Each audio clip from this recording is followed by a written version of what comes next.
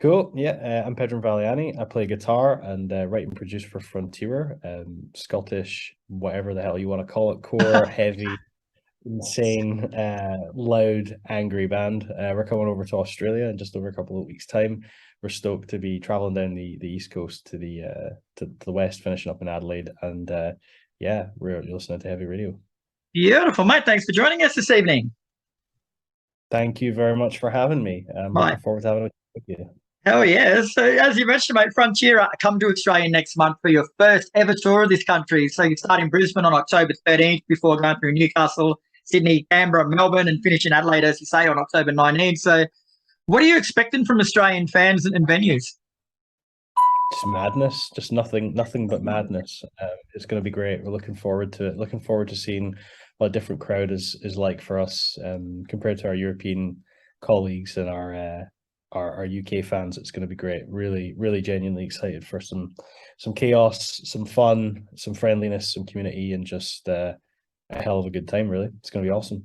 Yeah, cheers. So, before coming to a country like this for the first time, like, do you ask other bands who've been here what it's like and what you expect, or do you just sort of prefer to come in cold and make it up as you go along? I don't personally know a lot of other people that have been to Australia that have toured in Oz. So I don't have a lot of anecdotal stories or anything like that from anyone to let me know what it's going to be like. So I'm going in with a bit of a surprise element. Like I was saying earlier on to somebody that I've left. Greg's done a lot of planning for this to make this tour happen, and I'm leaving some elements of surprise just to kind of be able to discover everything without bias and look forward to it. Does that answer your question, Chris? That'll do me, mate. So on the flip side of all that, mate, like you don't know what to expect from us, but what can we expect from you? Well, what can we have? Madness, chaos, friendliness, fun, community. I mean, come chat to us at the merch stand. If you see us out in the road, if you see us in the town, come say hey. We're all chill guys. We're approachable. We're nice. We're fun. We're friendly. But when we get onto the stage, it's like a completely different mindset. Everything just goes wild. A lot of jumping about, a lot of jumping on heads, a lot of noise, a lot of riffs, a lot of volume. It will just be a sweat box. I'm looking forward to it. It sounds like a great time. Yeah, it is. If everything goes to plan, it always is. Even if it doesn't, it always is. So I had a look through the program, mate. You're doing 6 shows in 7 days. So someone booking your tour doesn't like you very much. It's not much time off. Yeah, we've not got a lot of time on this run, given the amount of international travel we're doing. But I mean, that's all down to the day jobs as well that we're trying to balance in our own lives, our times with our partners, holiday times, other tours. It's just making sure we can fit in what we can physically manage in that short space of time in order to do it. We were hoping originally to come out to New Zealand as part of this tour as well, but due to their COVID rules, we couldn't make that happen with the booking and stuff. So we're just doing Oz this time, but who knows? We might be back again at some point, depending on how things go. So who knows? Oh, speaking of COVID and international touring, mate, like from a band perspective, how much has international touring changed since COVID? It's changed a lot. For us in the UK, it's changed a lot more than just because of and stuff to do with healthcare.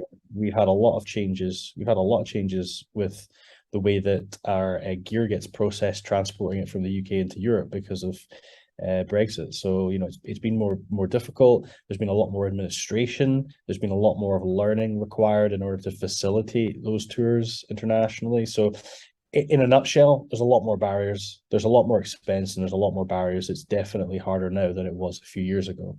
And without the generosity and the planning and the time of Greg, we wouldn't have been coming here, to Australia of our own accord. It's because Greg's provided us with that opportunity, and wants to back this so hard that we're well up for it. It's a pipe dream to come over to Australia and tour when you're in the UK. So we're really just enjoying it and riding the wave, man. Great. And you're going to be bringing a pate with you for all shows. So why choose them as touring partners? So yeah, we were chatting about supports for various shows together. So it's been a bit of Greg's input and a bit of ours, and we've just kind of all come together. So Apate I hadn't heard of until prior to booking the tour. Greg had worked with them in the past, I think, or was aware of them. At least they were on his radar. So we looked into them. We liked what we heard, and we're really looking forward to playing with them, as we are with all the other bands. We're playing with Nicolas Cage Fighter. We're playing with Run as well. Yeah, fucking great Nicolas Cage Fighter, bro. You like them? Yeah, and we're playing with Arteries as well, and we know. Cool. We know Braith. We met him in Paris. He came to our Paris show in Europe with his partner. So we're looking forward to seeing some new friends, some old friends as well, some new people that we're looking to make friends with. It's gonna be great. Oh, and Frontier. Like, has anyone ever told you that's a fucking mouthful, mate? Frontiera. Why put the ER on the end? Why just say Frontier? Man, Chad came up with the name. Like I was just sort of getting ready and raring to go with the music, but Chad came up with the word frontiersman as a band name, and I was like, nah, I hate it. It sucks. So he was like, okay, why don't we call it Frontier? And I was like, cool, that's ambiguous enough. That's vague enough. That'll do. And I just kind of stuck with it, and that was it. So, the logo, everything else just got built around that. It was I like stuff that's kind of ambiguously named or themed when it comes to album titles or band names and stuff, is it just allows you to be a bit more neutral with everything else. You can paint your own canvas, rather than just that's kind of a typical deathcore band name, and you kind of think, oh, like I know what to expect with that. Frontier is maybe a bit more ambiguous for people. Hopefully, I'm not really sure. I'm not sure if ambiguous would be the word I'd use. I'd say fucking pain in the ass to say. Well, fair enough. You're not the first one to say that. You're not the first one to say that, Chris. But yeah, Frontier. We get the old jokes, and we also in France, people think we're a French band sometimes, and they call it Frontiere. So we get the francophone thing going on as well, which is a bit of fun as well. Pretty cool. So you're cited as being a Scottish extreme metal band. So you don't normally associate Scottish people with being extreme when it comes to music. You guys like an anomaly over there? No, I mean we've got some other bands kicking about who've been involved in well, maybe not the exact same sort of scene, but Party Cannon, another band from Dunfermline in Scotland. They're brutal. I won't call them a slam band because I think Chris will get annoyed, but they're they're pretty extreme dudes as well, playing heavy riffs. And then we've had other bands like Man Must Die and stuff. So there's a few other bands in Scotland as well, kind of touting the heavy thing, just doing something a bit slightly different to what we are.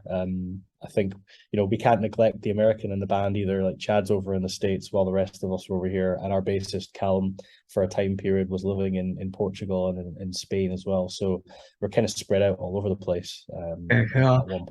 I've actually been to Scotland on holidays, mate, and I don't know how anyone from that country could be angry about anything. It's such a beautiful place. Oh, really? I mean, we have whiskey, and we have fought the English many a times. So I mean, I don't know. Never underestimate a Scotsman. Yeah, that's it.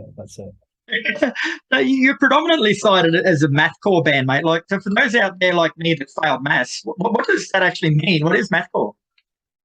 I don't know. We haven't really labeled ourselves as kind of mathcore or anything like that.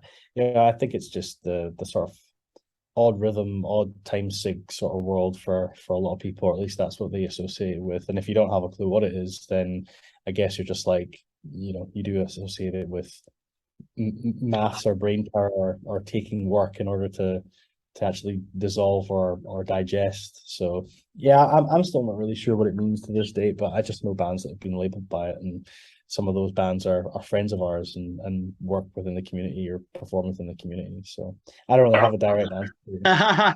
So you mentioned it is basically odd rhythm and odd time signatures. So in the writing process, is it easier or harder to write it with the off timing and stuff No, I mean, I pick my riff ideas from anywhere. It can be tapping drums on my lap. It can be, writing a drum beat that's slightly generic on my computer first, or writing a guitar riff, or just finding a weird sound and then, with my pedals and then going from there. So I don't have a singular point where I, say this is the way I'm going to write the song. I do have a bit of a process when it comes to not letting myself get writer's fatigue. Like if I get blocked on something, or if I feel like I got writer's fatigue, I just put the guitar down, walk away, and go play some video games. I don't sit for hours and get frustrated over it, because you're not gaining anything at that point, and you actually I find it just makes it harder for me to write anything. So just step away, come back to it another time. Yeah, cool. So you actually started Frontier back in 2011 with Chad Kappa. So, firstly, how did an American and a Scotsman end up writing music together? Chad wanted to play. He wanted to do vocals for another band section at the time, which was in much more infancy. And I thought it was a stupid idea because he lived in America and we wanted a local vocalist. So I was like, this is never going to work. So I was like, nope, not going to do that. And we decided to basically do a track together that wasn't sectioned, wasn't even under any band name. So we did this song called Dissolver, and it's on YouTube. You can look it up if you want after the show. It's called Dissolver, and it's just me and Chad. And we enjoyed making that track. I certainly enjoyed doing it with Chad because at that time I was in a band with people who I don't think necessarily had the same drive or energy to do stuff with it that I did. Whereas Chad just kind of came in, he recorded all his vocal parts. The vocal parts were sick, and I just slotted them into music and it worked. And I thought, well, that was really easy. It was really painless. So let's do something else. And from there, we did an EP for Frontier. We did the Collapse EP, which was basically just one big song spliced up into little grindcore length tracks. And from there, I thought, well, this is actually a shitload of fun, and I'm really enjoying not putting a lot of thought into what I'm doing. I'm enjoying just the fun and the creativity. I'm like, let's do an album. So that's when I did Art of Mathematics with him. So it all kind of just stemmed from that one chance encounter where he reached out to me over MySpace and went from there. Very, very cool. All right, mate. Well, thanks very much for your time tonight. As we say, Frontier will be here from October 13th, first show at the Zoo in Brisbane, mate. So anyone out there who hasn't got a ticket yet, what would you say to them to get their ass into gear? Get your ticket, bring your friends, get your friends to bring their friends, and come down and party, because it's going to be a hard party and we're going to be loud and noisy and it's going to be a sweatbox and bodies will be flinging everywhere. It's going to be great. Yeah, well, you've convinced me, mate. I shall see you at the first show in Brisbane at the Zoo, then we shall share a beer together. Yeah, I'm looking forward to it, Chris. It's been great chatting to you today, man. You too, mate. Take care, brother. We'll see you in a couple of weeks.